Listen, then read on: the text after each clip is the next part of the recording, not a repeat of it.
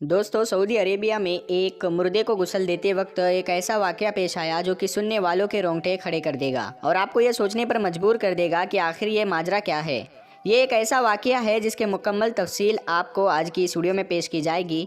एक ऐसी औरत जो कि गुनाहों की ज़िंदगी गुजार रही थी, उसका अंजाम क्या हुआ, तमाम तर तफसीलात आज की वीडियो में आपके सामने रखी जाएगी। लिहाजा आपसे गुजारिश है कि आप इस वीडियो को आखिर तक ज़रूर देखिएगा। दोस्तों, रहीम नाम का एक शख्स बताता है कि वो सऊदी अरब के एक शहर का रहने वाला है और उसका पेशा मैयत को गुस्ल देना है और वो ये काम कई सालों से करता चला आ रहा है और उसने अब तक कई हज़ार मुर्दों को गुस्ल दिया है और अब उसे ये काम लोगों की खिदमत करने जैसा लगता है और ऐसे ही वो इस दुनिया में नेक नीयत के साथ काम कर रहा है। रहीम बताता है कि अब जो मैं आपको बताने वाला हूँ वो वाकया ऐसा है जो आपको सोचने पर मजबूर कर देगा और आपके रोंगटे खड़े कर देगा। मैं तो सोचता हूँ कि ये वाकया अल्लाह ताला के राज में से एक राज ना हो। फिर मैं ये सोचता हूँ कि अगर मैंने ये वाकया देखा है और अल्लाह ताला ने मुझे दिखाया है तो मुझे लोगों को बताना चाहिए ताकि किसी की ज़िंदगी बदल सके और वो अपनी ज़िंदगी में तौबा कर ले और वो अपनी और अपने लोगों की इस्लाह कर ले। दोस्तों, जो वाकया मैं आपको बताने वाला हूँ ये वाकया अक्सर मुझे सोने नहीं देता और जब भी मुझे ये याद आता है तो मैं डर जाता हूँ और ये वाकया अक्सर मेरी आंखों के सामने गर्दिश करने लगता है। जो हाल मैंने उस औरत की मैयत का देखा था। रहीम बताता है कि वो कब्रिस्तान के साथ ही एक कमरे में रहा करता था और इलाके में जिसकी भी मैयत होती तो गुस्ल देने के लिए रहीम को ही बुलाया जाता। एक रोज़ वो अपने कमरे में बैठा हुआ था कि एक लड़का आया और उसे अपने साथ ले गया, मगर जब वो लड़का मुझे अपने इलाके में ले गया तो लोगों का हुजूम था। कुछ औरतें भी। ये देखकर वो हैरान रह गया। घर पहुंचकर उसको एक खातून कमरे के पार ले गई जहां पर औरत की लाश देखकर उसके पैरों के नीचे से ज़मीन खिसक गई और फिर वो हैरान रह गया कि औरत के गुस्ल के लिए उसे क्यों बुलाया गया। वो बाहर आया और आकर कहने लगा कि क्या तुम्हें मालूम नहीं कि नबी पाक सल्लल्लाहु ताला अलैहि वसल्लम ने औरत को गुस्ल देने के लिए मर्द को मना किया है। ये सुनकर सब लोग कहने लगे कि हम इसके नामहरम हैं, ये अकेली रहती थी और इसकी लाश से ये मालूम हुआ है कि ये मर चुकी है। अल्लाह तुम्हें माफ़ कर देगा अगर इस औरत को तुम गुस्ल देकर हमारी मदद करो और फिर इसे जल्द से जल्द जनाजा पढ़कर इसको दफना दिया जाएगा। रहीम ने फिर इनकार किया और उन्हें समझाने की बहुत कोशिश की, मगर वो ना माने और कहने लगे कि ये लाश ताफुन ज़दा है, लिहाजा हम तो इसे गुस्ल नहीं दे पाएंगे।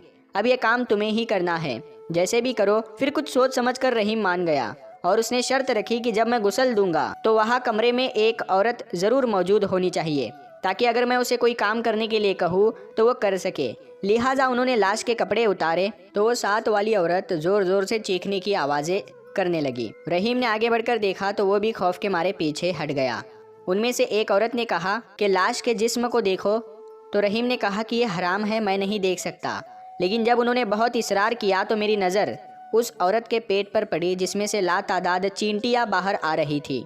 वो दोनों औरतें भी पीछे हट गई और अब चींटियाँ उनके पाँव पर चढ़ रही थी और उन दोनों औरतों ने कहा कि अब हम तुम्हारी मदद नहीं कर सकते, अब तुम्हें अकेले ही इस औरत को गुस्ल देना पड़ेगा।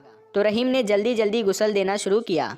चींटियाँ मुसलसल उसके पेट से बाहर ही निकलती जा रही थी और वो जब भी उस सुराख को बंद करने की कोशिश करता तो चींटियाँ और ज़्यादा तादाद में बाहर आने लगती।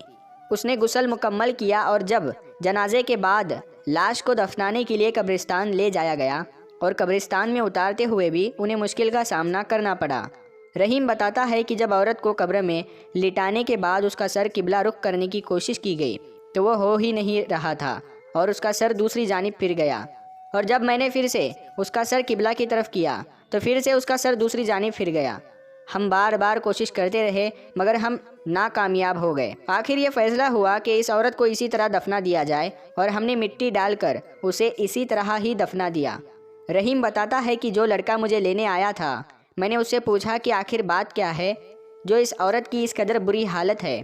तो वो लड़का बताता है कि मुझे पूरी बात तो नहीं मालूम, मगर इतना मालूम है कि ये औरत जानिया थी और इसी की वजह से इसके शोहर ने इसे तलाक दे दिया था क्योंकि इसके कई गैर मर्दों के साथ जिस्मानी ताल्लुकात थे। तलाक के बाद ये औरत यहाँ अकेली रहने लगी और रोज़ाना हर रात गैर मर्द से मिलने आया करती थी।